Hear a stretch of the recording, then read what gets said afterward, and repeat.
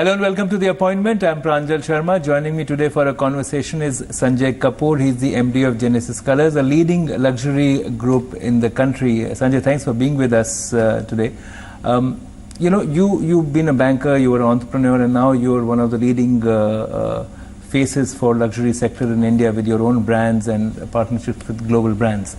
Tell us a little bit about your journey. How did your journey about entering the luxury space, how did that come about? Well, I think the journey of the luxury space happened a bit by accident, but my journey is I grew up in Singapore, came back, did my 11th and 12th from DPS Puram Shriram College, went to the first MBA school in the US. It gave me admission without work experience, University of Rochester.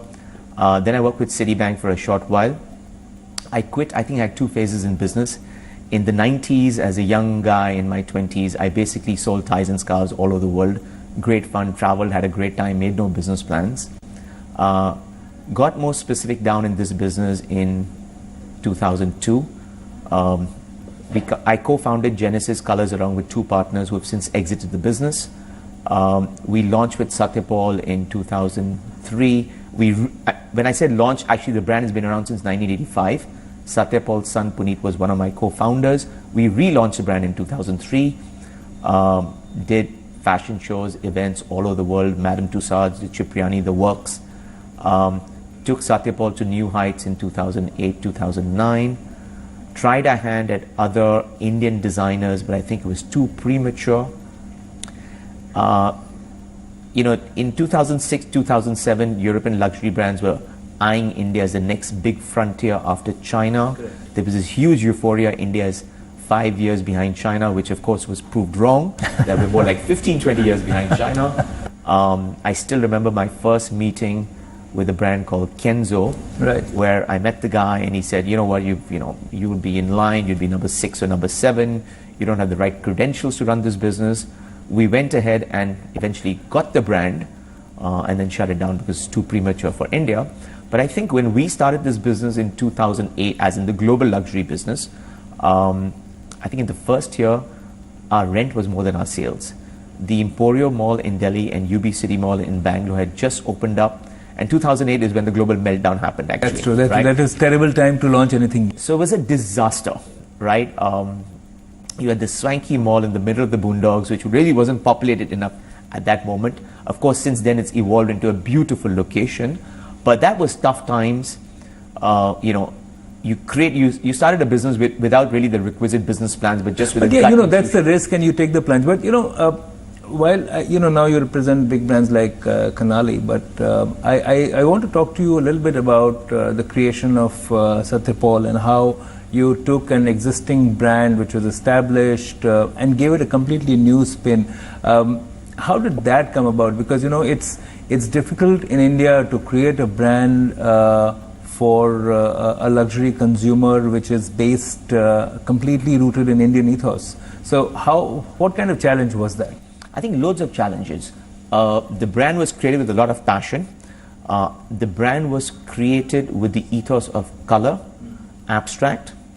In the Iftar, when we relaunched the brand, it was all about saris, evening dresses. We also realized when you're competing against other very well-known designers that exist, not that we didn't have a well-known designer, but we wanted to keep the brand as a face of the company and not as an individual. So Satya Paul reached out to the Indian diaspora in all the rich cities, London, New York, Hong Kong, Singapore. We did fashion shows. We actually, in one form shape, reinvented the sari as almost as a canvas of 6 yards. We did associations with classical music, with famous artists, created a professional design studio around Satya Paul. Today, of course, as the brand is reinventing itself, we've become younger, we have introduced an accessory line, we're doing a lot more ready-to-wear. I know Satya Paul for ties. And then, ties. The whole thing was around when we were exporting ties and scarves. Right. We created the most fabulous ties, which we used to sell all over the world, which we decided to sell in India too. Of course, as a Friday dress-down culture has evolved more and more. I'm wearing a Satya Paul tie, but ties are less common. You're not wearing a tie right now. But I think, you could spot a Satya Paul. I think that was a great identity on a brand that you could see the product and say it belonged to a Satya Paul. So creating a brand was interesting, but it had its own challenges. I personally feel that a great brand also lends out to a country. If you look at, and it should be rooted in the country. It should be rooted in the country, right? And do you see Indian consumers reacting positively to it? Because do they say that, okay, Satya Paul is a brand which it resonates with my sense of colors and vibrancy? Well, yes, but there are challenges. A lot of Indian consumers still have the mindset that they want a foreign brand, a Farang brand, right? Yet there are lots of very proud Indians, and I think they're two extremes. Color resonates very, very well in India, and Satya Paul is all about color and abstracts. So it's a mixed thing. But coming back to the point I mentioned earlier, brands go far deeper than just creating a business. A brand can rub off into a country too. I mean, there's this great Make in India push right now, and I'm happy to discuss what it'll take to create an Indian brand globally. I'll come to that, but one quick point also about your other brand, Bewitch. Right. You created a retail chain out of that. That's right. How does that sit in with your existing strategy? So Bewitch is actually a lingerie brand, an innerwear brand, which was created around the modern Indian women of today. There is no connection with the Satya Paul business.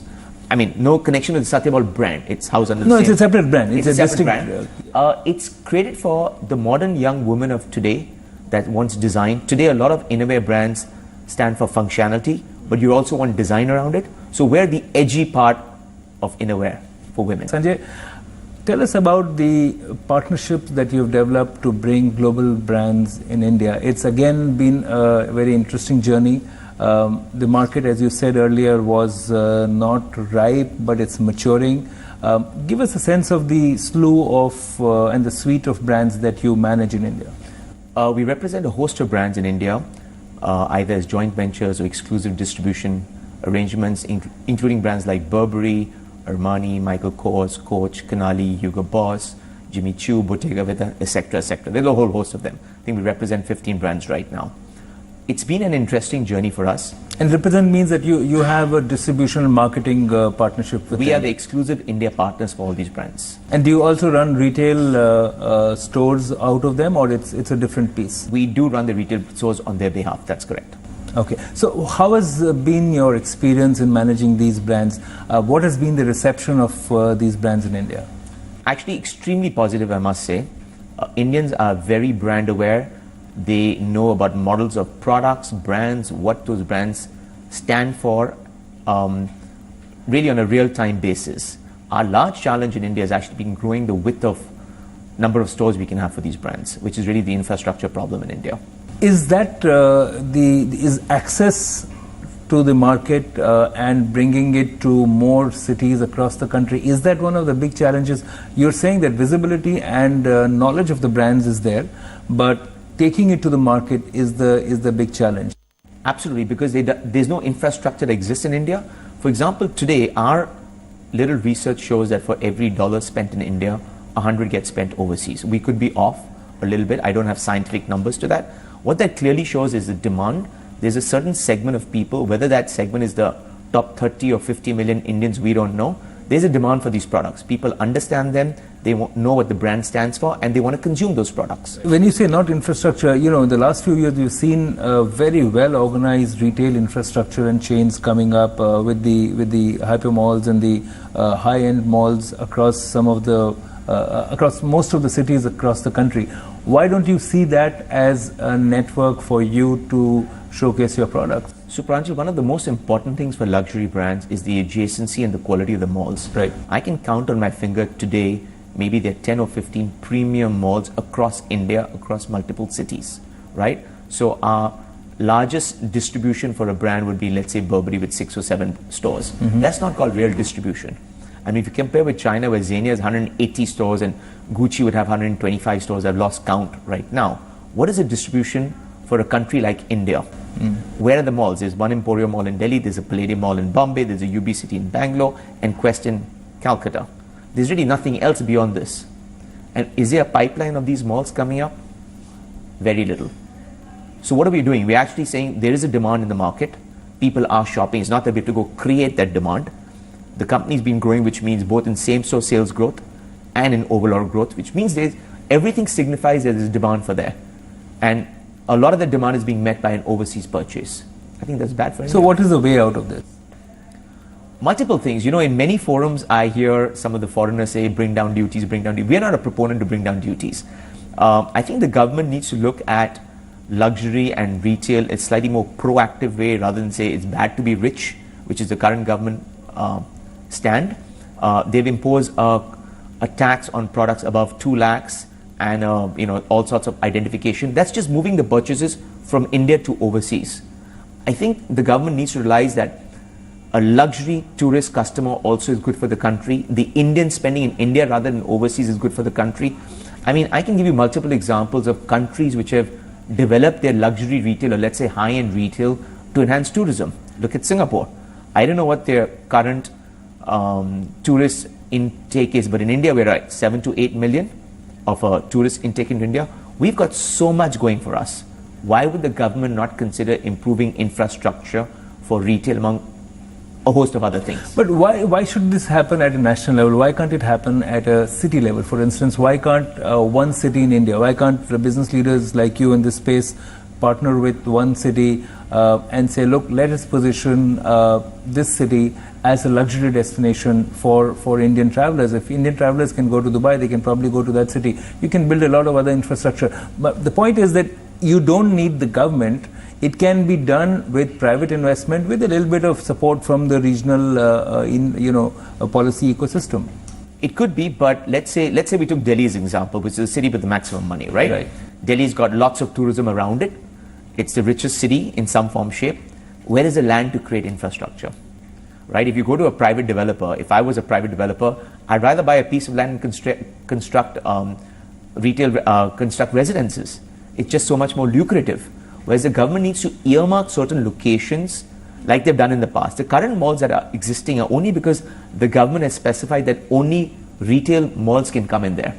Not that someone could have bought the patch of land in Vasant Kunj and created residences. They need a lot more than that.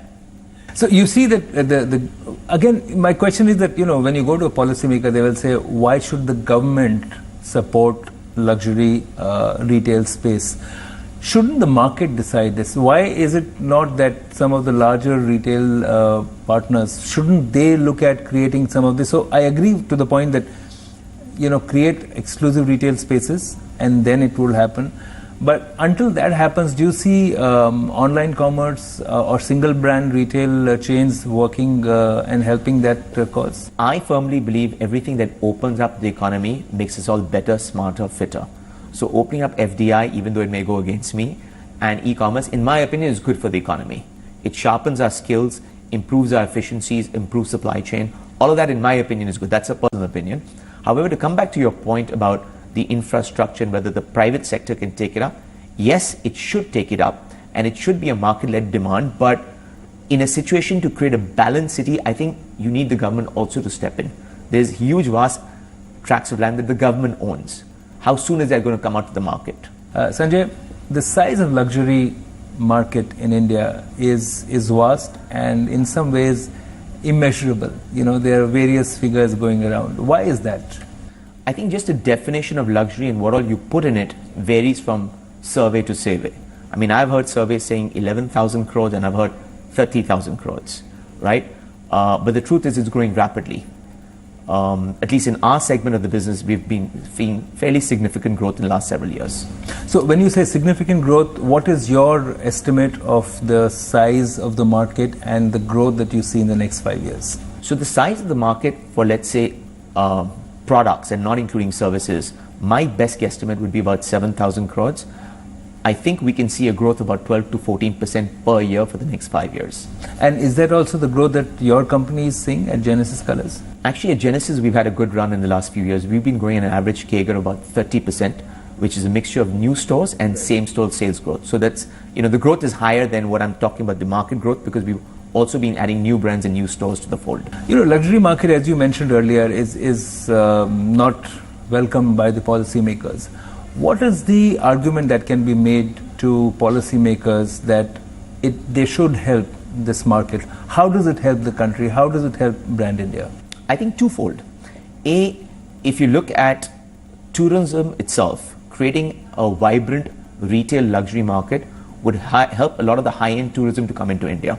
Today you have about 7 million people coming into India, 14 million going out. A lot of the money that Indians spend overseas will stay in India and encourage a lot of foreign tourists to come into India, which will combine, let's say, a visit to heritage sites and shopping also. That's one. B, I also feel if the government got involved in promoting Indian brands, not specifically just luxury brands, there's going to be a rub-off on brand India. If you look at many European countries, many of them survive on the heritage of their brands. And I think they've done a phenomenal job. Take Italy as an example, right? 25 years ago, Italy was a producer of high-end clothing, furniture, fabrics, food, right? With a lot of the manufacturing moving to China, what Italy did was really up the bar, create brands. Many of what we see as luxury brands today were earlier just high-end quality manufacturers. And if you don't ask it, I know you will, but why would the government get involved in this? If you step back for a second, right, creating a brand is a 15, 20, 25-year journey, right? Either a large corporate with a long mindset would do it, right? And many of the large corporates in India have traditionally been in manufacturing and not brand building. I'm not saying all, but many of them. B, if you get private equity, a lot of private equity usually takes a 5, 6, 7-year time horizon, which doesn't work for creating a brand in the long run. So I'm not saying that you need to get aid, but if you go to a small city like Singapore, the government gives subsidized areas, office space, advertisement, promote local brands overseas. I think that'll be useful for the government to get involved in something like that for India, because it kind of backs up with brand India too.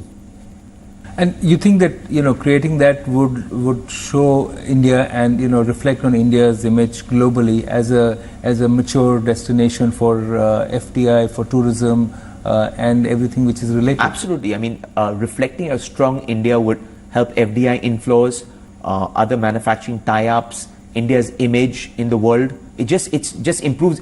I mean, Mr. Modi's done a fantastic job improving India's image, right? But you need more than just one Mr. Modi out there. Tell me, I'll have to close the conversation here, Sanjay, but tell us about Genesis Colors now. What's next for you?